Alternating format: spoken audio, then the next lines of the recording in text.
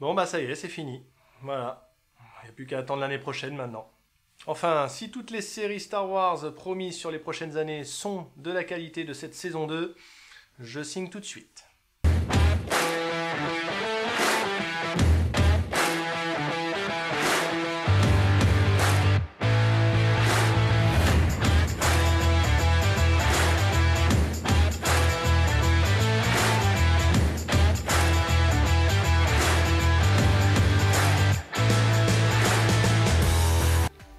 Bonjour à tous et bienvenue pour cette toute nouvelle vidéo, j'espère que vous allez bien, moi en tout cas ça va super, surtout après avoir vu le final de la saison 2 de The Mandalorian, qui est, on va pas se le cacher, exceptionnel, et donc forcément on va en parler tout de suite après, mais on va pas se cacher aussi que je suis en vacances et ça, je pense que ça y fait beaucoup.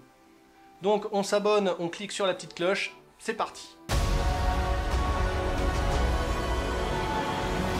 Dans cette vidéo, on va parler des épisodes 7 et 8, c'est du full spoiler, donc si vous les avez pas vus, forcément je vous déconseille de rester sur cette vidéo. Allez les mater tout de suite et revenez après me voir. On commence par l'épisode 7 qui est un épisode filaire. On n'avance pas vraiment dans l'histoire, hormis de savoir où se trouve enfin Gideon. D'ailleurs, ça me fait penser qu'ils ont l'emplacement du croiseur, mais bon, c'est un vaisseau spatial, donc logiquement ça devrait bouger, non? Il dure comme d'hab une trentaine de minutes. Et il est réalisé par Rick Famuyiwa.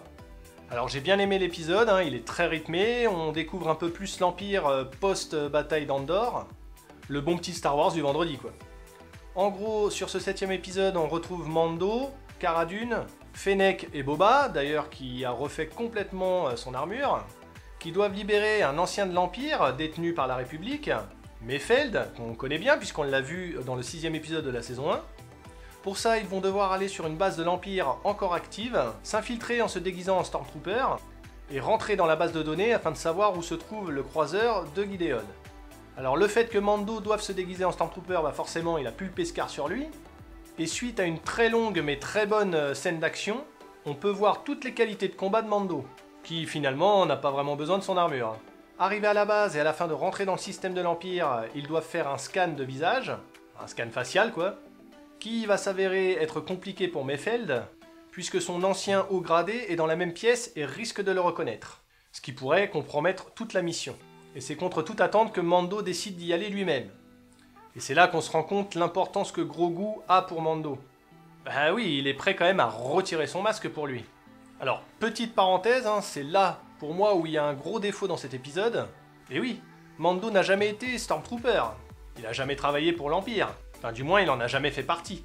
L'ordinateur, au moment du scan, il aurait dû se dire mais t'es qui, toi ?» Mais non, ça passe crème.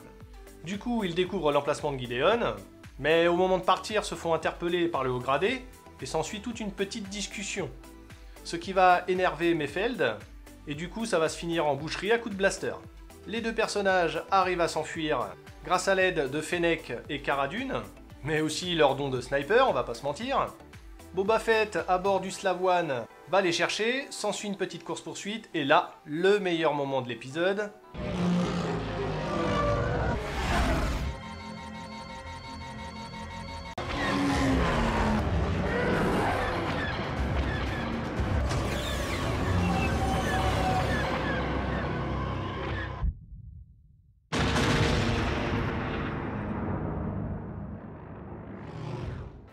Ah, ce son, il est vraiment extraordinaire. À la fin, Mayfeld est libre, et notre team se prépare à la rencontre avec Gideon. Pour conclure cet épisode, nous voyons Gideon recevoir un message de Mando, répétant quasiment mot par mot la phrase que Gideon lui avait dit à la fin de la saison 1. C'est alors qu'on comprend que le prochain épisode, il va être bon. Et si vous êtes encore sur cette vidéo, c'est que vous savez que ça va être le cas. On passe à l'épisode 8, et là, j'ai pas de mots quoi, hein. Franchement Disney ce qu'ils ont fait, c'est du très lourd. Il est un peu plus long, il dure une quarantaine de minutes pour notre plus grand plaisir. Ça débute direct par une course-poursuite à bord du Slave One, afin de kidnapper le scientifique de l'Empire. Vous savez, le docteur qui martyrise Grogu. Une fois chose faite, ils peuvent récupérer toutes les infos sur le croiseur de Gideon, afin de pouvoir l'aborder et de récupérer Grogu. Pour ça, ils vont avoir besoin d'aide et ils vont aller la chercher auprès de Bo-Katan. Et ça tombe bien puisqu'elle aussi a une histoire en suspens avec Gideon. Eh oui, le sabre noir. De là, le plan prend forme. à bord de la navette impériale qu'ils ont saisie un peu plus tôt, et pourchassés par Boba, ils arrivent à pénétrer à l'intérieur du croiseur. Sans vraiment trop de mal, ils arrivent à se débarrasser de tous les Stormtroopers. D'ailleurs, à ce sujet, je me pose une petite question. Les Stormtroopers, c'est des clones eux aussi? Non, parce que si on les compare au modèle d'origine, ou même au fils du modèle d'origine, c'est-à-dire Boba, bah on va pas se mentir, ils sont pas terribles. Dites-moi dans les commentaires ce que vous en pensez. Enfin, ils se séparent en deux groupes. Mando part de son côté afin d'intercepter les Dark Troopers, mais aussi de récupérer Grogu, tandis que le reste de la team part à la conquête du croiseur, et de s'occuper de Gideon par la même occasion. Après un combat rapide entre Mando et un Dark Trooper, il arrive à se débarrasser de tout le reste du groupe, avec une manœuvre assez ingénieuse, on va pas se le cacher, en les envoyant dans l'espace à la manière du film Aliens.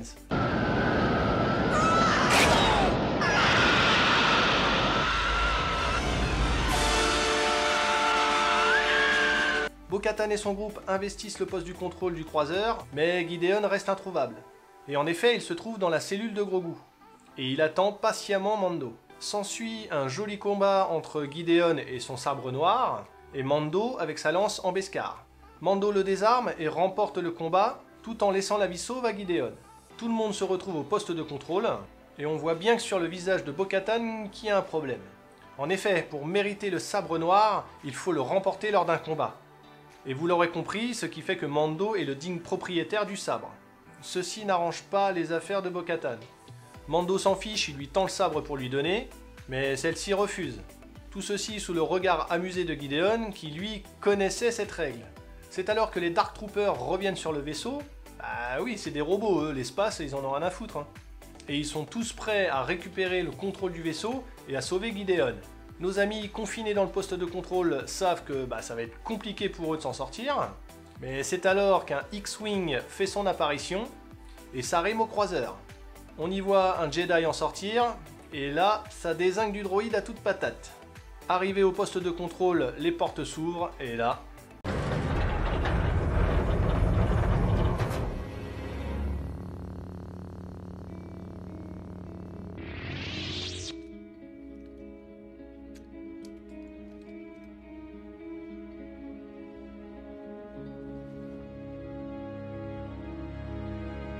Eh oui, vous avez bien vu, c'est bien Luke Skywalker.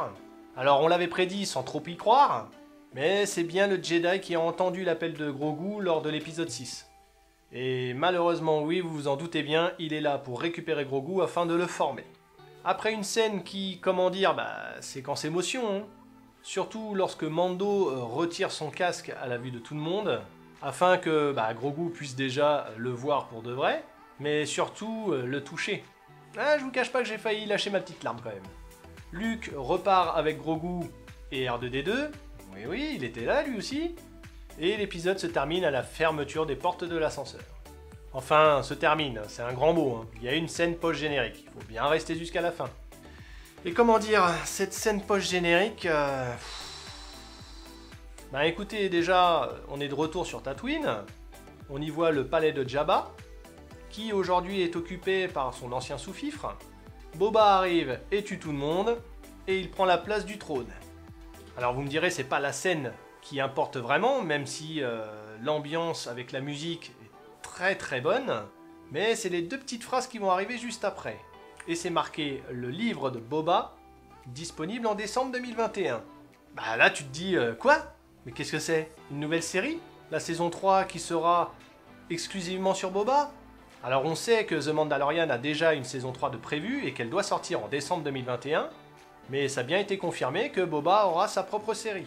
Et oui, Disney lors de l'Investor Day avait annoncé 10 séries, mais en réalité n'en avait présenté que 9.